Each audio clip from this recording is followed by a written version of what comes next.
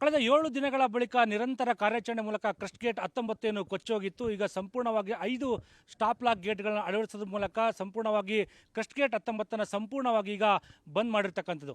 ಆ ನಿಟ್ಟಿನಲ್ಲಿ ಈಗಾಗಲೇ ತುಂಗಭದ್ರಾ ಜಲಾಶಯದಿಂದ ಏನು ವ್ಯರ್ಥವಾಗಿ ಹರಿತಕ್ಕಂಥ ಏನು ನದಿಗೆ ಹರಿತಾ ಇತ್ತು ಅದನ್ನು ನೀರು ಸಂಪೂರ್ಣವಾಗಿ ಈಗ ಬಂದ್ ಮಾಡಿರ್ತಕ್ಕಂಥದ್ದು.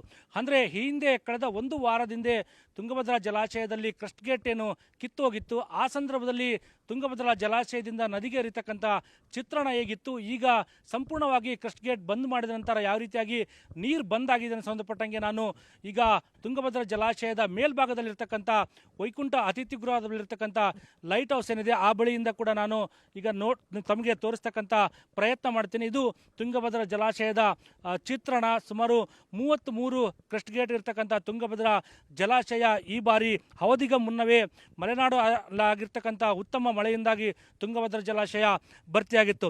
105 TMC ಸಾಮರ್ಥ್ಯದ ತುಂಗಭದ್ರಾ ಜಲಾಶಯ ಸಂಪೂರ್ಣವಾಗಿ ಭರ್ತಿಯಾಗಿತ್ತು. ಆದರೆ ಇದೇ ಕಳೆದ ವಾರ ಅಂದರೆ ಆಗಸ್ಟ್ 11ರಂದು ರಾತ್ರಿ ಶನಿವಾರರಂದು ಏನು ಕ್ರಸ್ಟ್ ಗೇಟ್ 19 ನೀರಿನ ರಭಸಕ್ಕೆ ಸಂಪೂರ್ಣವಾಗಿ ಕೊಚ್ಚಿ ಹೋಗಿರ್ತಕ್ಕಂಥದ್ದು.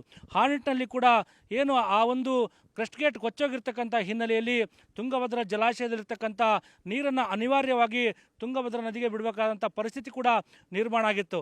ಈ ನಿಟ್ಟಿನಲ್ಲಿ ಸುಮಾರು 32 TMC ಕೂಡ ತುಂಗಭದ್ರಾ ಜಲಾಶಯದಿಂದ ಇದೇ ತುಂಗಭದ್ರಾ ನದಿ ಕೂಡ ಹರಿದಿರ್ತಕ್ಕಂಥದ್ದು.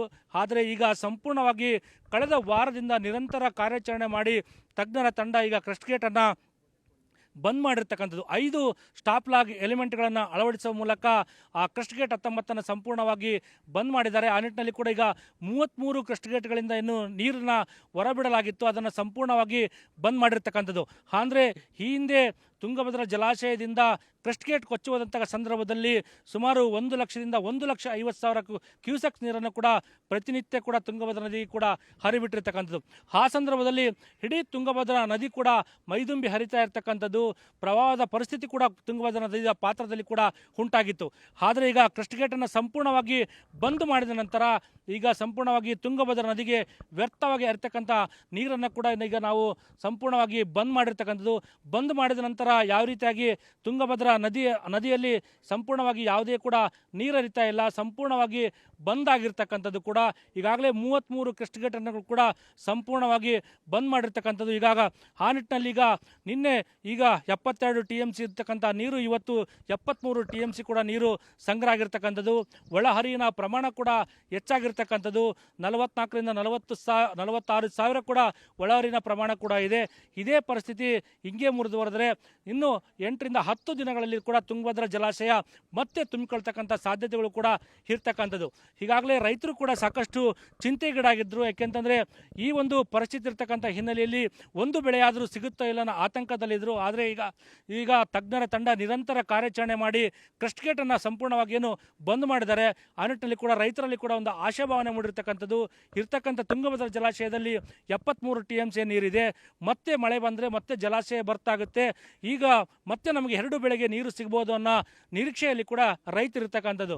ಯಾಕೆಂತಂದರೆ ಸಾಕಷ್ಟು ಒಂದು ತಜ್ಞರ ತಂಡ ಕೂಡ ಹರಸಾಹಸನ ಕೂಡ ಪಟ್ಟಿರ್ತಕ್ಕಂಥದ್ದು. ಯಾಕೆಂತಂದರೆ ಹರಿಯುವ ನೀರಲ್ಲಿ ತುಂಗಭದ್ರಾ ಏನು ಕ್ರಸ್ಟ್ ಗೇಟನ್ನು ಸ್ಟಾಪ್ ಲಾಕ್ ಗೇಟ್ಗಳನ್ನು ಅಳವಡಿಸೋದೇ ಒಂದು ದೊಡ್ಡ ಸವಾಲು ಕೂಡ ಆಗಿತ್ತು.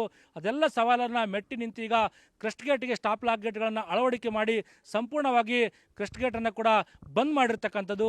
ಹರಿತಕ್ಕಂಥ ತುಂಗಭದ್ರೆಗೇನು ವ್ಯರ್ಥವಾಗಿ ಲಕ್ಷಾಂತರ ಕ್ಯೂಸೆಕ್ಸ್ ನೀರು ಹರಿದು ವ್ಯರ್ಥವಾಗಿ ನೀರೇನು ಹರಿದಾಗ್ತಿತ್ತು ಅದನ್ನು ಕೂಡ ಈಗ ತಡೆಗಟ್ಟಿ ತುಂಗಭದ್ರಾ ಜಲಾಶಯದಲ್ಲಿ ಈಗ ನೀರು ಸಂಗ್ರಹ ಮಾಡಲಿಕ್ಕೆ ಅನುಕೂಲ ಮಾಡಿಕೊಟ್ಟಿರ್ತಕ್ಕಂಥದ್ದು ಕೂಡ ಇಲ್ಲಿ ಗೊತ್ತಾಗ್ತಾ ಇದೆ. ಆ ನಿಟ್ಟಿನಲ್ಲಿ ಕೂಡ ರೈತರಿಗೆ ಮತ್ತು ಇಡೀ ಕಲ್ಯಾಣ ಕರ್ನಾಟಕದ ಜೀವನಡೆಗಿರ್ತಕ್ಕಂಥ ತುಂಗಭದ್ರಾ ಜಲಾಶಯನೇ ನಂಬಿ ಬದುಕ್ತಾ ಇದ್ದ ಲಕ್ಷಾಂತರ ರೈತರು ಕೂಡ ಈಗ ಸಂತಸಗೊಂಡಿರ್ತಕ್ಕಂಥದ್ದು. ಕ್ಯಾಮ್ರಾಮನ್ ರವಿಕುಮಾರ್ ಜೊತೆ ಬಸವರಾಜನಹಳ್ಳಿ, ನ್ಯೂಸ್ 18 ವಿಜಯನಗರ.